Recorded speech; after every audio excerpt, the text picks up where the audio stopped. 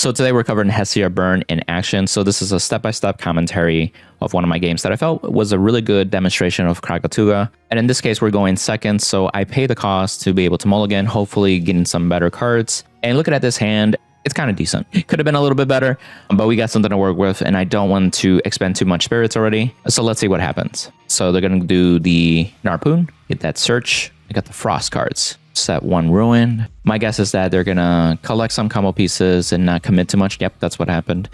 And now I'm thinking, how do I want to approach this? And I know that I can get over it with Necrof, so that's one of my first thoughts too. So I'm gonna set Tsunami just in case, and then normal cast Necrof here and see what they do. And then I'm gonna set a second back row. I feel relatively safe. I don't expect a Hurricane to come out, so that's why I committed 2 cards right off the back. And now I'm going to swing and see what they do. So my fear is that they got rid of Necrof, and if they pop off next turn, I at least have 2 back row to kind of deal with that too. And so they have their own Gorgon's Gaze. So to me, this lets me know they want that card to stay on board. So they're either going to use to normal ascend, or perhaps just want the extra body to be able to apply pressure. And I'm assuming they're going to find ways to get over my Necrof. And so they're using the Frost cards already. There you go, that guy. And their million and stuff. And they added those 2 cards. And again, they're just trying to collect pieces. Oh, I'm like, oh, there's this guy actually. Okay. So reading this guy, he's able to basically destroy our Elestral. And so in this case, I do want to keep my Necrof. So I'm going to go against Gaze this. I also know that the other Elestral cannot get over my Necrof too. So that's like 5 is respectable. So we're going to negate, suppress, and they special casted another one, but also in defense position. You can get over a Necrof as well. And put in defense position for that one too. Okay. So now they have 3 Elestrals in defense position with no back row. So part of me is like, all right, free real estate with Necrof. Because whenever Necrof actually destroys an Elestral by battle, it forces them to expend a spirit anyway from their deck. So now I'm thinking about the options that I have. And I have a Lava Lift here, but I also have a Krakatuga and a Tsunami face down as well, and a Tsunami in hand. So I'm going to commit to the Lava Lift. I know that I miss out potentially popping a Rune because they don't have any. It would have been perfect if they set something at that point, but it is what it is. I just cancel on that. But now I have a body on board on top of Necrof. So I'm going to set Hestia's Hearth. You could also use Hestia's Hearth on just normal Elestrals that are not Hestia or Champion of Hestia, just to get more spirits. And once you start attacking directly to their spirit deck, or maybe you're trying to get over another Elestral that's attack position, the difference of spirits will actually be the damage to their spirit deck too. So since I already have Lava Lift with 2 spirits, I could potentially add another spirit for the next turn. Same thing with Necrof, going from 1 spirit to 2 spirits. That's the philosophy that I was thinking, and I was able to get rid of 2 cards, and as you saw, Necrof was also able to expand an additional spirit from their spirit deck too. So now they actually ascended and misenchanted into the dinosaur. This is a beefy defense essentially, and at this point I think if I don't have anything bigger or anything to change the position of it, they're gonna be able to stall a little bit to see if they're gonna get their combo pieces, would be my guess. And so they're using Ambrasia to get some spirits back. That's actually really good, especially against this deck too, because like basically an Ambrasia cancels out an Eruption or a Krakatuga in that sense too, so it helps them survive longer. And I want you to count how many Ambrasias they use, because the next thing that I do is that because I cannot currently get over that Elestral, I'm going to normal ascend into Krakatuga and put it in defense position as well. But here's the cool thing about this deck is that I don't necessarily have to keep poking you directly to deal spirit damage.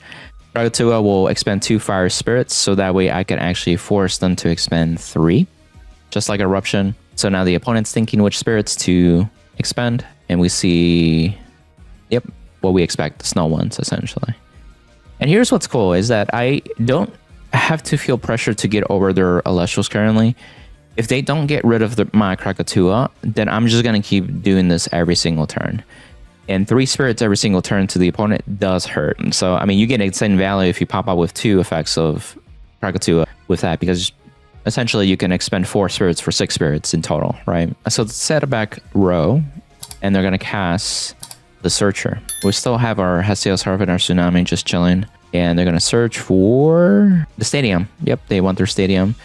It also makes sense because they misenchanted the dinosaur. You may have noticed that it requires earth spirits too. But again, your stadium runes also give you power by the spirits you're enchanted. So misenchanted cards that were technically of a different element or composed of different elements, they just get the power up per spirit that's enchanted to them. So that's why the dinosaur gets a +2, because he has 2 snow spirits in this case. So we got Ass Rabbit, and I'm just thinking there's a back row there that I don't know. And so I'm going to use Krakatuga, and I'm going to see like, okay, do you have a Gorgon's Gaze? And here's the awkward part too. If they even have a Gorgon's Gaze, you kind of do your job, because one, you don't expend any spirits because it stops your effect fully. But Gorgon's Gaze is 2 spirits already. So, oh, and that's what it is actually. They're doing that. So in this case, they're using a card to just only expend 2 spirits in a way rather than 3, which is fair. I mean, I see the point. But now that that's out of the table, then I have no fear of casting another Elestral.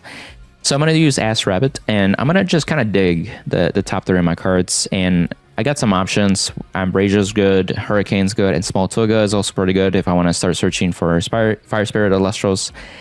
I ended up picking the Ambrasia because I want to be able to just recuperate Fire Spirits for Krakatuga, but also just put me in a position where I'm going to win the Spirit Attrition War. And that's how I feel about it. And I could have gone Hurricane too, but the thing is they really don't have any back row. And even if they have 1 in the back row, it's not worth a Hurricane, essentially, at least in my perspective with this game state. So in this case, again, this is where Hestia's Hearth comes into play. So I want to do more spirit damage. And in this case, I have an opportunity to not only deal 1, but with Hestia's Hearth, now I could deal another spirit damage on top of that. And that's what's going to happen. And I deal a difference of 1, 2 spirits. And we still have Tsunami too. So if anything crazy happens, then we could just use Tsunami. Here's the other thing too, is that since I have a Tsunami on the field already, like they can't attack Krakatuga unless they have a Galaxy. Like that's the only thing that can really kill it right now, a Galaxy Champion of Poseidon. And then, oh, look at that, second Ambrasia.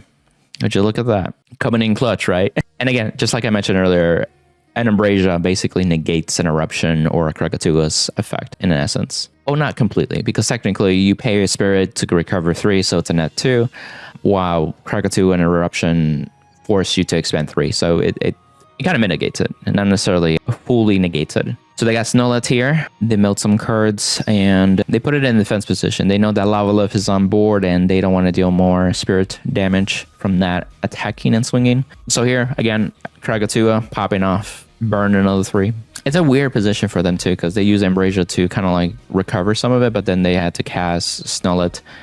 They're trying to progress their game state to just be able to do something. They can't just sit there, because literally they know that if this keeps going on, they're just going to lose the Spirit Attrition War at that point. So for me, I'm just really stacking up my defense line. I'm going to search for Ilio, and that's going to allow me to pop off the defense dinosaur thing next turn. And so remember, you can normal ascend with any card too. So I would just normal ascend Kinleo onto maybe Small Tuga or something. And then I could also use the extra spirits on Lavalith to do Nexus and just pop off the Stegosaurus, the dinosaur, and just be able to swing for a game and dealing more damage with Krakatuga's effect. And look at that, third Ambrasia. Wow, that's all 3. So coming in clutch. Yep, getting those snow spirits back. I'm curious, like, what would they draw into to really get over this situation? I don't know if they have anything, but who knows? And then this is where I drew my Stadium Ruin, and I'm like, man, this just makes it easier to get over Stegosaurus now, because now it's not going to get powered up too. And then my Lavalith is also going to get power because it has the Fire Spirits enchanting it too. So I will actually be able just to attack over if I really want to. I'm probably going to still plan to pop it anyway.